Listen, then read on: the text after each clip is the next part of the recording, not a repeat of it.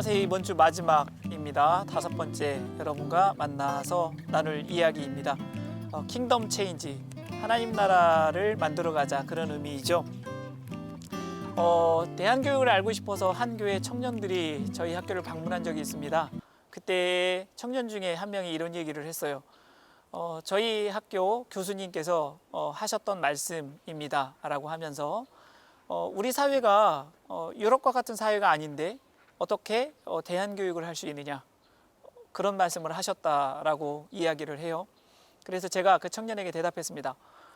참 그 교수님 통찰력이 있으시다. 보통은 그런 관점을 갖지 않는다. 그저 일반 보편적인 표면적인 얘기만 하지. 어떤 이유에서 그렇게 통찰력이 있었느냐라고 말씀을 드렸냐 하면, 그분은 교육은 사회를 바탕으로 해서 이루어진다는 사실을 알고 있었던 거예요. 한국 사회는 유럽 사회가 아니죠.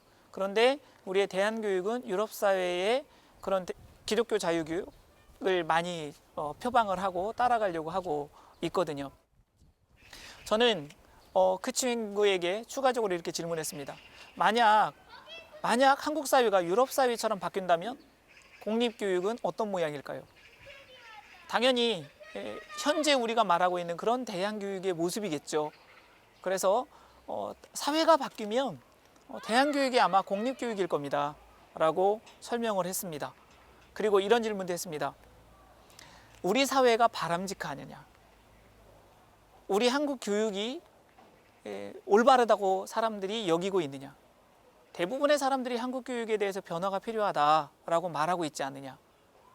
한국 사회가 변화해야 되고 한국 교육이 변화해야 된다고 얘기를 하면서 사람들은 다른 교육을 추구하는 사람들에 대하여 또 다른 말을 하고 있다. 저는 우리 아이들에게 한국 교육에 적응하고 한국 사회에 적응하라고 말할 때 모든 것이 나쁜 건 아니지만 크리스찬으로서 과연 이 사회에 적응하게 하는 것이 바람직할까? 이런 것은 분명히 질문해야 된다고 생각합니다. 그래서 다른 교육을 하는 목적은 다른 사회를 만들어가기 위한 거다, 이렇게 이야기합니다. 여러분, 신명기가 어느 배경에서 쓰여진지 알고 계실 겁니다. 모세가 마지막 유언처럼 모압 평지에 출애굽 2세대를 모아놓고 거기서 설명을 했죠. 그때 가장 걱정한 게 무엇이었을까요? 다음 세대였습니다.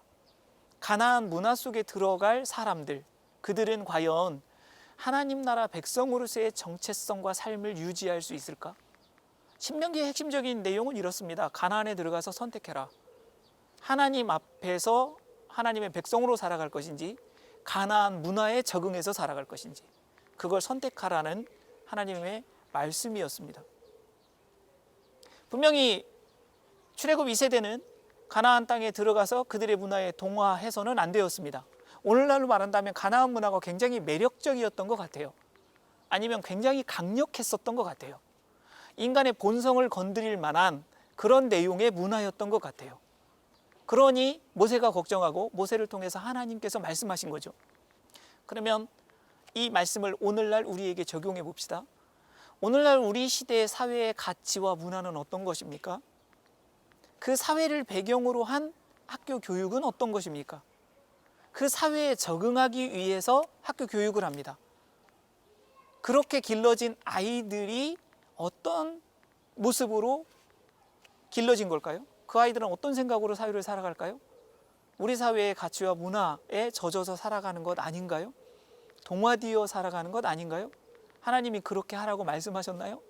우리 사회의 문화가 그렇다면 그렇게 적응해서 살아도 된다라고 말씀하셨나요? 하나님께서 강력하게 우려하신 것 선택해라였습니다. 나의 백성으로 살 건지 아니면 다른 민족처럼 살아갈 것인지. 오늘날 저는 이런 다른 교육을 하려고 하면서 이 질문 앞에서 정직하게 대답해야 한다고 생각합니다. 제임스 스테이비슨이라는 분이 이런 얘기를 했어요. 우리는 언제나 긴장관계 속에서 살아가고 있다. 하나님 나라의 백성으로서 살아가되 이 사회의 정치, 문화, 사회, 경제의 이 문화 속에서 긴장 속에 살아갈 수밖에 없다. 저는 크리스천 부모들, 크리스천 어른들이 저는 어떤 면에서 비겁하다고 생각해요. 안에서 말은 얘들아 이 세상에 동화되면 안 돼. 이 세상의 가치를 따르면 안 돼. 너희들은 하나님의 자녀로 살아가야 돼. 하나님의 말씀에 따라갈 아이들이야 라고 말하면서 실제로 공부를 하고 아이들이 사회에 진출할 때는 다른 얘기하죠. 이 사회가 어떤 사회인지 아니? 정글이야. 이겨야 돼. 다른 아이들과 경쟁해서 살아남아야 돼. 그게 사는 방식이야. 그리고 저희처럼 이런 다른 대안교육을 하는 현장에 와서도 질문하죠. 이렇게 아이들 길러서 과연 이 아이들이 이 사회에 살아갈 수 있나요? 저는 그런 질문을 들을 때마다, 그런 이야기를 들을 때마다 아, 우리 사회의 가치와 문화 속에 적응해서 살아야 된다는 생각을 가지고 있구나. 그러면 우리 크리스천은 뭐 하고 있는 거죠? 어떻게 이 사회에서 하나님 나라의 백성답게 산다는 거죠? 다른 교육을 하는 목적은 다른 사회를 만들어가는 것이라 말씀드렸습니다. 다른 교육을 통해서 다른 문화와 다른 가치관과 다른 태도를 가진 아이들이 길러진다면 이 사회는 분명히 달라질 수 있습니다. 교육 변화를 먼저 통해서 사회 변화를 일으킬 수 있다는 사실입니다. 덴마크에서 교수 한 분이 한국에 오셨었습니다. 그때 한국의 학교들을 둘러보고 나서 한 기자와 인터뷰를 했는데 기자가 이런 질문을 했습니다. 한국의 교실은 당신의 나라와 어떤 차이가 있나요? 라는 질문이었습니다. 그 교수님이 이렇게 대답했답니다. 한국의 교실에서의 수업을 보니 덴마크라는 그 나라의 수업 교실보다 훨씬 더 잘 가르친다고 얘기를 하더라고요. 그런데 교육의 관점이 다르다고 얘기해요. 한국은 잘 가르치는 것에 관심이 있는 것 같은데 덴마크 사회는 관계에 관심을 가진 교육을 한답니다. 당장 학교 다닐 때 결과가 나오는 것이 아니고 어쩌면 사회에 나갔을 때 나온 결과, 함께 더불어 살아갈 수 있느냐, 이것이 그들에게는 교육에서 가장 중요한 덕목이라고 합니다. 한국과는 분명히 다른 교육이죠. 다른 관점이죠. 저는 한국에서도 우리는 다른 관점의 하나님 나라 교육을 해야 된다고 생각합니다. 그런 것이 교육 운동일 수 있고 작은 변화이지만 변화의 출발점일 수 있다고 생각합니다.